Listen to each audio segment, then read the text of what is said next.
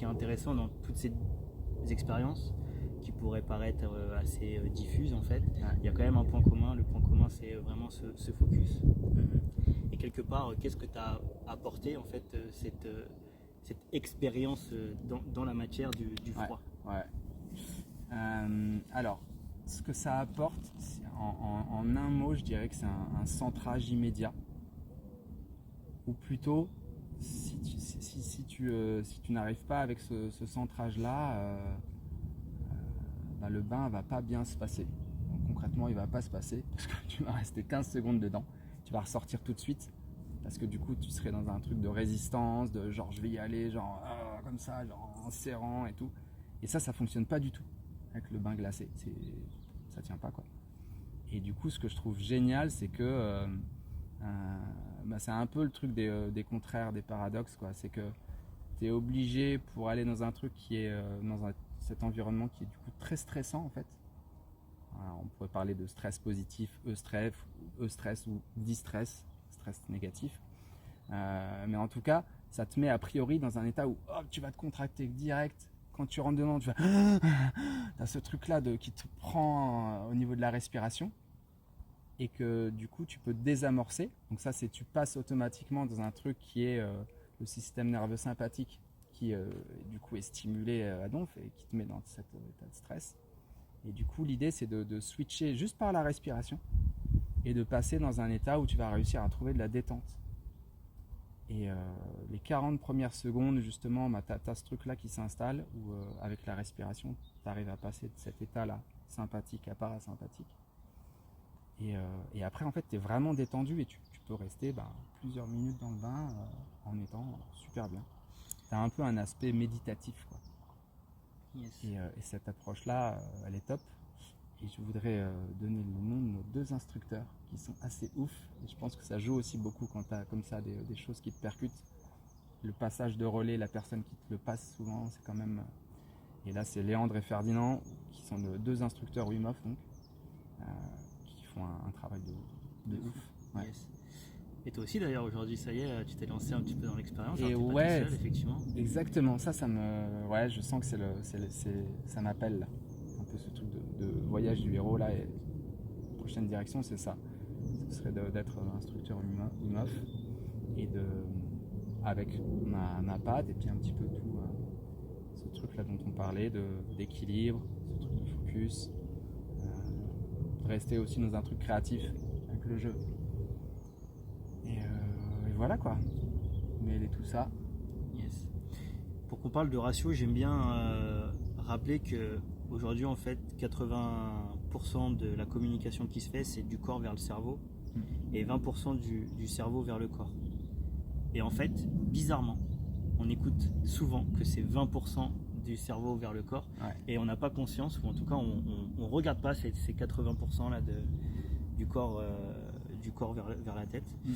Et donc on pouvait faire un pareil, on l'a fait tout à l'heure en discutant comme ça sur les peurs, qu'est-ce qu'on se raconte, qu'on se laisse envahir par une peur, par une peur, par un stress, etc. Et il y a tout le corps qui suit, alors qu'en fait on pourrait très bien, rien qu'en relevant la posture, mettant les épaules en arrière, observer notre respiration et tout d'un coup, switcher, et en fait redonner, contrebalancer, justement retrouver un équilibre en fait juste par un changement de posture, en souriant, peut-être en sautant sur place, en se remettant en énergie. En fait, il y a plein de petits tips comme ça qu'on peut utiliser, qui sont très facilement utilisables dans la vie de tous les jours pour redonner une autre dynamique à notre corps, à notre état d'esprit. Et en fait, on le fait pas, en fait, simplement. Et c'est un petit peu comme si là-haut on savait tout ça. On sait que j'ai telle peur qui m'empêche par exemple de changer de boulot alors que je vois bien que ce boulot ne me correspond plus, qu'il n'y a plus de sens ou quoi. Et pourtant, je vais quand même pas changer parce que même si je sais que c'est juste une peur et que peut-être qu'il existe pas mal de solutions qui seraient possibles pour moi, je vais pas réussir à sauter le pas. Et du coup, c'est l'idée aussi de venir se reconnecter effectivement à des choses en interne. Et puis peut-être que si on arrive à avoir plus d'apaisement, peut-être qu'on va réussir à faire ce petit décalage, ce petit pas de côté là qui va nous faire voir la situation d'une autre façon Et puis peut-être qu'en fait, on peut remettre du sens dans ce boulot-là, mais en procédant différemment. Ou peut-être que petit à petit, on va voir qu'on peut transitionner vers autre chose. Ça permet vraiment de réussir à ouvrir le champ des possibles, quoi. Ce truc de venir non pas dans quelque chose qui est stressant, parce que dès qu'on est dans un truc de stress, en fait c'est comme si on rétrécissait un petit peu autour de nous, puisque on est en mode fight or flight, on est en mode il faut réagir et tout ça. Et du coup, quand on est dans un truc plus apaisé, c'est comme si ça s'élargissait et du coup il y a des nouvelles choses qui apparaissent qui n'étaient pas présentes, en tout cas que nous on ne peut pas percevoir. Et ça, je trouve ça intéressant. Et quand tu es accompagné, effectivement, c'est aussi ça que ton coach il t'aide à faire, quoi. Être sur les angles morts, voir ce qui des erreurs peut-être que tu répètes, et puis des choses avoir que tu n'arrives pas ton focus sur ce qui est vraiment important pour toi. Exactement. Ou alors effectivement réussir à tracer parce que tu as identifié que ce truc là c'est là où tu as envie d'aller, et du coup VS, la société d'aujourd'hui, on est sursollicité par la télé, les mails, les Instagram, les Facebook, les machins, et en fait qui nous rend notre focus hyper diffus. Et du coup, pour retourner avec encore ce lien avec le froid, et justement comment on rétablit la balance de 80-20 en fait, et qu'on se reconnecte à son corps, en fait le révélateur, en fait le froid est un super révélateur, parce qu'en fait il se tasse tellement ton corps, c'est que en fait si tu veux t'en sortir, t'as pas d'autre choix que de te recentrer sur toi, sur ton ressenti, prendre l'information de ah non, finalement tout va pas si mal que ça, et d'aller te connecter à ta respiration. Et la respiration est un super moyen. Alors il y en a plein, on parle beaucoup de respirer, c'est quelque chose qu'on fait de manière ultra automatique tous les jours, et on pense qu'il y a une manière de respirer. En fait il y en a des dizaines, peut-être même des centaines. Il existe plein de techniques. Donc la cohérence cardiaque, la respiration Wim Hof, qui s'appuie sur des techniques de respiration sanskrit. On a aussi, en ce moment que j'utilise pas mal, la respiration Kapalabhati, qui est la respiration du feu, qui est assez physique. Et au final tout ça, ce sont vraiment des moyens qu'on a tous à disposition aujourd'hui, un peu pour reprendre conscience de qui on est, de notre corps, de notre lien entre le corps et l'esprit, et pas de l'esprit au corps justement. Et justement de petit à petit reprendre les choses en main en toute simplicité. Ce qui est intéressant, c'est que la respiration justement, c'est peut-être un des seuls, alors il y en a quelques autres, mais c'est un des seuls process physiologiques où tu peux avoir un effet sur le système nerveux autonome. C'est-à-dire que tu peux, de base, quand tu n'y penses pas, tu respires, la nuit tu respires, etc. Mais tu peux y mettre de l'intention et tu peux décider de changer ta respiration. Et du coup, en changeant cette respiration, en fait, tu viens ajuster justement cette balance dont on parlait, la sympathique, parasympathique, et donc tu viens jouer sur ton état interne. Et donc du coup, tu reprends du pouvoir là-dessus, quoi. Tu reprends de la liberté sur est-ce que je reste dans cet état-là, cet état de stress, ou alors est-ce que je peux passer vers un truc plus apaisé, ou à l'inverse, je sais pas, je vais faire une compétition ou quoi, est-ce que je bascule avec justement des exercices de respiration ou quoi, dans un truc d'énergie haute, etc. Ça, c'est quelque chose que tu avais expérimenté dans ta phase scientifique lorsque tu as fait ta thèse, etc. Ouais. Et du coup, ce qui était drôle, c'était beaucoup là-haut. Donc les process physio et tout ça, je les connais, quoi. Sauf que maintenant, j'ai vraiment l'autre aspect qui est je le vis dans le corps. Du coup, je l'expérimente. Et du coup, je peux vraiment réussir à le transmettre, à le partager. Et puis, moi, le manier, comment dire, ça me sert vraiment, quoi. Et je trouve que ce truc-là, il est intéressant aussi. Il y a plein de choses qui restent là-haut. On a l'impression qu'on sait. Sauf que tant que c'est pas passé par le corps, en fait, ça ne sert pas à grand-chose. Parce que du coup, on n'arrive pas à le vivre, on n'arrive pas à le garder dans le quotidien, à l'utiliser, etc. Donc ça, c'est assez intéressant. C'est comme si finalement on avait un outil mais auquel on n'avait pas accès.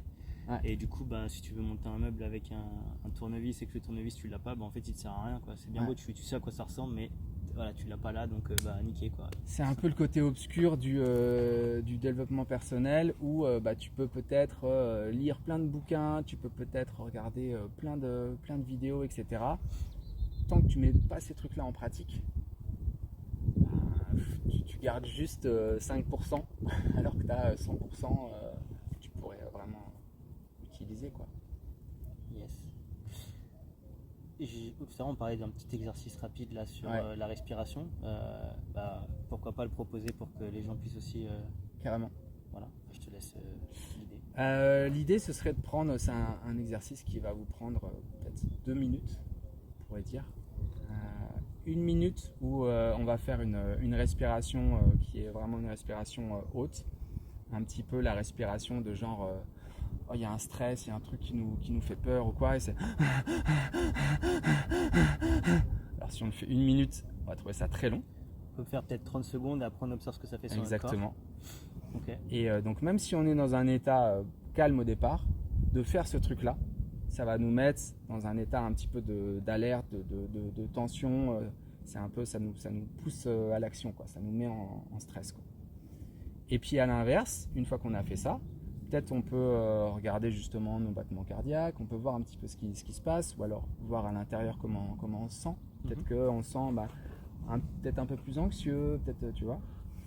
Et puis après, à l'inverse, on va essayer de faire une respiration très très calme. On met juste la main là au niveau du ventre et on va essayer de respirer le plus doucement possible, juste par le ventre.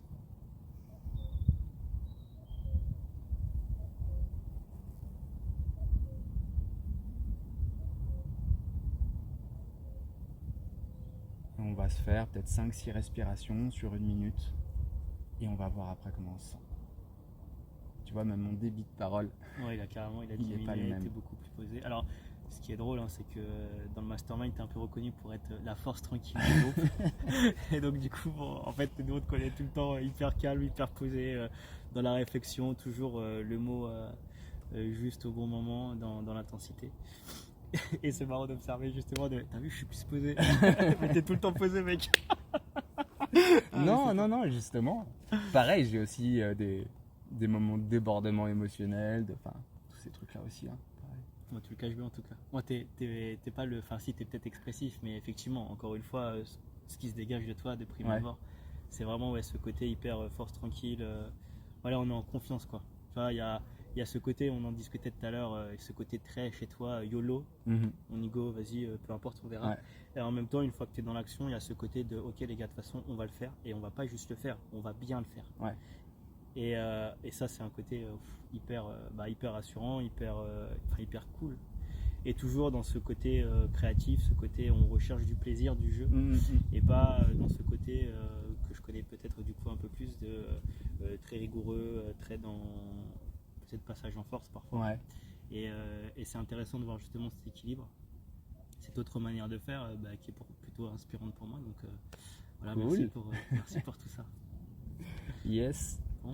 Effectivement, on peut avoir être dans un domaine qui peut paraître sérieux. Typiquement, tu vois, si tu as envie, je sais pas, d'être en reconversion professionnelle, tu vas dire oh là, attends, c'est sérieux là, il faut faire gaffe, faut pas se planter et tout ça, quoi. Il y a de l'enjeu, quoi. Il y a un enjeu, exactement. Du coup, il peut y avoir un peu cette crispation. Mais c'est pas parce que c'est sérieux qu'on peut pas mettre du jeu là-dedans, qu'on peut pas mettre du fun, qu'on peut pas mettre justement de la créativité, qu'on peut, tu vois, pour pas y aller comme ça, mais peut-être il y a un truc qui fait que ça danse un petit peu, tu vois, toi qui es danseur. Ouais, c'est vrai que ça me parle. J'aime beaucoup ça, du coup, je me dis, il y a un petit truc à prendre. Ok, c'est cool. Yes. Ok, bon bah c'est chouette. Eh bien, merci beaucoup. Ouais, merci à toi, Jimmy. Et puis voilà, hâte de terminer cette rando. On n'a pas fini, hein. Ouais, on n'a pas fini. Vous avez peut-être vu, on transpirait quand même beaucoup au début. Il fait chaud là, on doit avoir à peu près 30 degrés. Ouais. On était parti léger un petit peu en eau déjà. On l'a fait à l'arrache, on a commencé notre rando à 13h. Voilà pour 5 heures de randonnée, donc c'est pas. Voilà. On y allait en mode tranquille. Enfin tranquille. En ça mode avance bien. La fleur au fusil plutôt, et puis on verra bien ce que ça donne. Ouais. Et voilà, on est à peu près à combien de temps là? Je pense qu'il nous reste encore 2 heures là. Un peu de 2 heures de marche. Bon bah c'est cool. Et bon, on va y aller du coup. Allez, ça marche. Merci à tous.